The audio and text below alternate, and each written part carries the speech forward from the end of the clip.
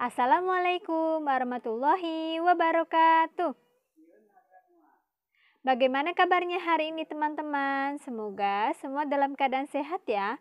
Alhamdulillah bertemu kembali di pembelajaran PPKN bersama Ustazah Astri. Namun sebelum memulai, alangkah baiknya kita berdoa terlebih dahulu ya. Sikap berdoa, tangannya diangkat, kepalanya ditundukkan. Membaca doa sebelum belajar. Bismillahirrahmanirrahim. Rabbi zidni ilman warjukni fahman. Ya Allah, tambahkanlah ilmu kepadaku dan berikanlah aku kepahaman. Amin. Nah teman-teman, Ustazah Astri izin untuk menyampaikan pijakan terlebih dahulu ya. Yang pertama, pastikan teman-teman duduk tenang. Lalu yang kedua, pastikan fokus mendengarkan informasi. Yang ketiga, pastikan mengerjakan proyek dengan tuntas. Yang keempat, pastikan beres-beres setelah tuntas mengerjakan proyek. Nah teman-teman, kita sudah masuk ke tema 8 ya di pekan ini, yaitu tentang keselamatan di rumah dan perjalanan. Dan kita akan membahas ke subtema 1, yaitu aturan keselamatan di rumah. Nah teman-teman, di pekan ini kita akan membahas subtema aturan keselamatan di rumah. Dan untuk materi PPKN-nya adalah persatuan dalam kegiatan bermain di sekolah. Nah kita akan membahas dulu mengenai subtema di pekan ini, yaitu tentang aturan keselamatan di rumah. Dalam surat An-Nur ayat 54 yang berbunyi, katakanlah taatlah kepada Allah dan taatlah kepada Rasul. Jika kamu berpaling, maka sesungguhnya kewajiban Rasul Muhammad itu hanyalah apa yang dibebankan kepadanya dan kewajiban kamu hanyalah apa yang dibebankan kepadamu. Jika kamu taat kepadanya, niscaya kamu mendapat petunjuk. Kewajiban Rasul hanyalah menyampaikan amanat Allah dengan jelas. Nah teman-teman, aturan keselamatan di rumah. Nah pasti teman-teman masih ingat ya, aturan itu apa ya? Aturan adalah patokan yang membatasi tingkah laku seseorang. Sedangkan keselamatan adalah suatu keadaan aman baik secara fisik maupun sosial. Nah itu adalah pengertian tentang aturan dan keselamatan ya teman-teman. Aturan keselamatan di dapur. Nah, misalnya aturan keselamatan di dapur ya, teman-teman. Ketahui apa yang harus dan tidak boleh dilakukan teman-teman ketika di dapur. Nah, melakukan pencegahan dengan ketenangan dan kehati-hatian untuk mencegah bahaya. Bahaya tersebut seperti luka bakar, terpeleset, dan terjatuh. Nah, selain itu, membaca instruksi dan menggunakan alat yang tepat akan menjaga keselamatan ketika di dapur. Ketika di dapur, perhatikan kompor masih menyala atau tidak. Pastikan mematikan kompor setelah selesai digunakan. Nah, simpan benda tajam dan barang yang mudah panas di area yang tersembunyi. Hal yang harus dimiliki adalah pemadam api, P3K, dan sepatu keselamatan. Nah, itu adalah aturan keselamatan selama di dapur ya, teman-teman.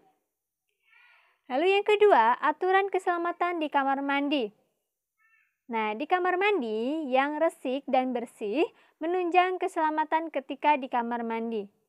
Nah, potensi bahaya ketika di kamar mandi adalah terjatuh dan terpeleset.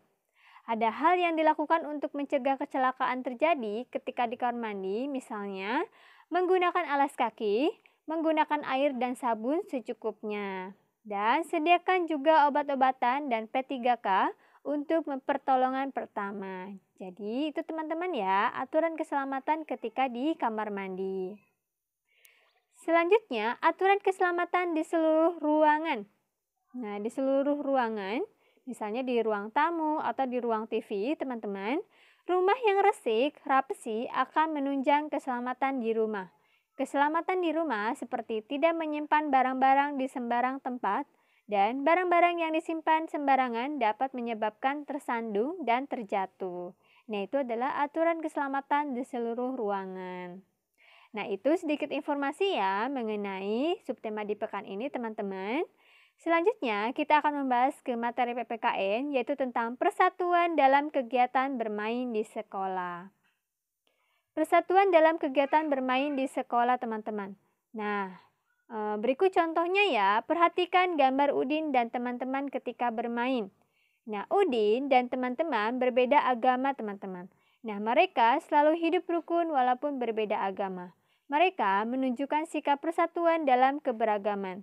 Sikap mereka pantas untuk ditiru. Nah, itu ya teman-teman. Jadi Udin dan teman-temannya sedang bermain bola. Jadi mereka tetap hidup rukun walaupun berbeda agama. Itu yang dimaksud dengan persatuan dalam kegiatan bermain di sekolah. Itu ya teman-teman.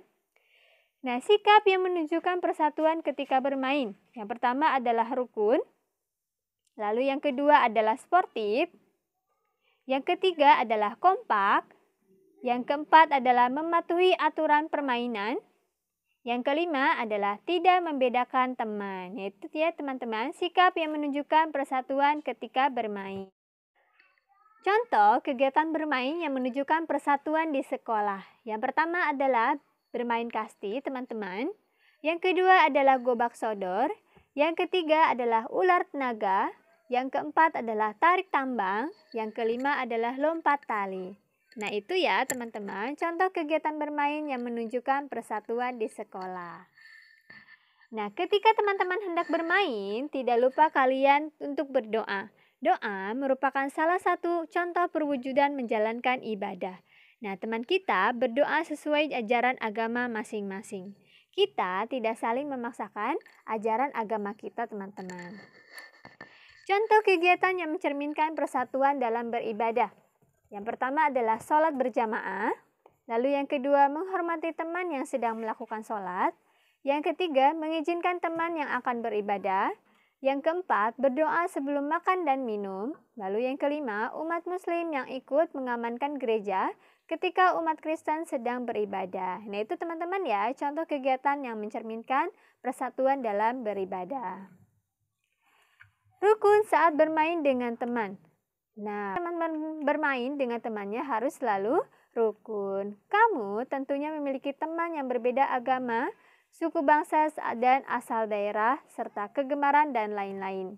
Meskipun berbeda-beda, kita harus bermain dengan rukun. Semua anak harus bermain sesuai dengan aturan teknik. Jika ada teman yang mengalami masalah, kita harus saling membantu. Nah, itu teman-teman ya, rukun saat bermain dengan teman. Nah, apa ya manfaatnya teman-teman? Yang pertama adalah teman-teman akan mengetahui sikap yang menunjukkan persatuan ketika bermain. Yang kedua, mengetahui contoh kegiatan bermain yang menunjukkan persatuan di sekolah. Yang ketiga, teman-teman akan mengetahui contoh kegiatan yang mencerminkan persatuan dalam beribadah. Nah, itu ya teman-teman manfaat yang bisa kita ambil dalam mempelajari materi di pekan ini. Nah, teman-teman, kesimpulannya adalah setiap permainan rakyat tradisional sebenarnya mengandung nilai-nilai yang dapat dimanfaatkan sebagai sarana pendidikan anak-anak. Permainan rakyat tradisional selain dapat memupuk kesatuan dan persatuan, juga dapat memupuk kerjasama, kebersamaan, kedisiplinan, dan kejujuran. Nah, itu ya teman-teman kesimpulannya. Nah, teman-teman, proyek PPKI-nya adalah yang pertama, teman-teman menuliskan contoh kegiatan bermain yang pernah teman-teman lakukan yang menunjukkan persatuan. Nama kegiatan bermainnya apa saja ya? Lalu yang kedua, sekarang coba ceritakan salah satu kegiatan bermain yang pernah teman-teman lakukan. Jadi teman-teman, proyeknya yang pertama, tuliskan contoh kegiatan bermain yang pernah teman-teman lakukan dan yang menunjukkan persatuan. Lalu yang kedua, sekarang teman-teman boleh menceritakan salah satu kegiatan bermain yang pernah teman-teman lakukan. Nah, itu ya proyek PPKI-nya teman-teman. Nah, teman-teman, mungkin itu saja yang dapat Ustazah Asli sampaikan kepada teman-teman. Jika ada kesalahan, mohon maaf ya, dan jika ada kekurangan dalam menyampaikan informasi kepada teman-teman. Dan kita tutup dengan membaca hamdalah bersama-sama. Sikap berdoa, tangannya diangkat, kepalanya ditundukkan. Membaca hamdalah bersama-sama. Alhamdulillahirabbil alamin. Segala puji bagi Allah Tuhan semesta alam. Amin. Terima kasih teman-teman. Selamat mengerjakan proyek ya. Wassalamualaikum warahmatullahi wabarakatuh.